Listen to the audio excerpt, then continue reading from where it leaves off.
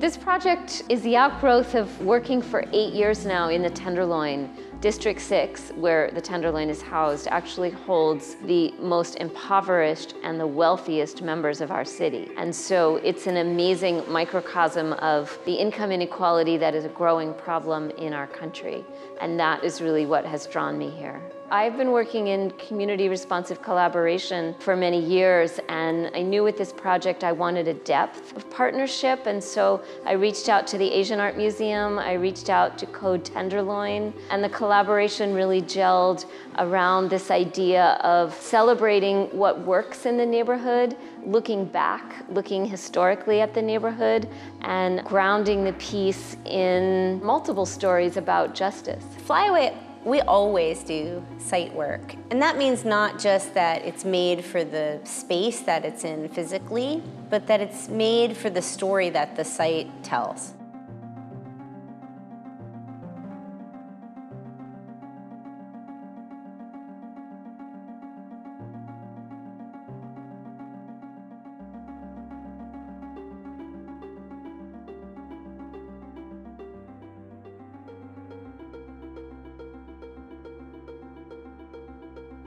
There's this new museum coming up. It's called the Tenderloin Museum, and things came together. It's the only museum in San Francisco that's about a neighborhood. So in that way, it's incredibly unique. She handed me the book that Randy Shaw wrote that is a deep, deep, untold history of the Tenderloin, and it was a perfect outline for how to create a site-specific dance on a SRO hotel. Joe was especially taken with the story of SRO residents, and in many ways I think that Tender is really the story of different SRO residents throughout history. We ended up featuring the stories of the people who live in the Cadillac. For that aspect of the project, we worked not only with our composer, Van An Vo, but we interviewed a half dozen people from the Vietnamese community who have made a home in the Tenderloin. Tender really is seeing our exhibits come to life. Like, it's entirely based on the history that's in this museum. So we're really like seeing our walls come outside onto the streets and climb up the walls on the side of the building. Well, because I like working in 3 dimensions and I like working off the ground, a cityscape offers an incredible architecture to work with as a stage. I love being up high. I love dancing in the sky. It's really amazing to just have like a horizon to look out on. There's so many different little happenings that are going on the streets. It just kind of puts into perspective the city that we're living in and how it's really expansive, but also how much is unseen and how many different little communities are here. I feel like the project has touched a lot of people.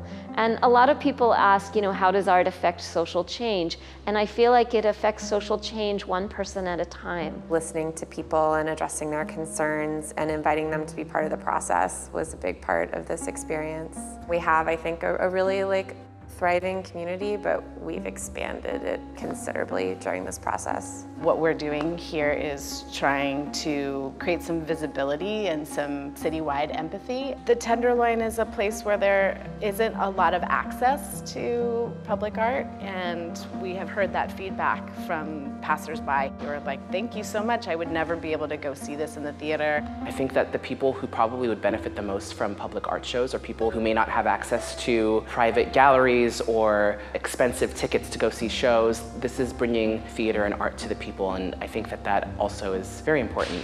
That, to me, is another really big value of this work as public art, because it's very political, it's very outspoken. This project is part of a continuum with artistic investment in the Tenderloin and artistic investment in the artists who live here, including those that live in the SRO hotels and those that really live on the margins. I think the Rainin Foundation has had incredible vision in valuing temporary public art. There's a very deep conversation going on among artists in the country around art and gentrification, that when the artists come, so rolls in the gentrifying forces that push people out, and that really does happen. And I feel like with the Rainin Foundation acknowledging and supporting temporary public art, we are bucking that trend a little bit, because we don't stay. We come and we catalyze, but we don't leave an infrastructure in place that excludes.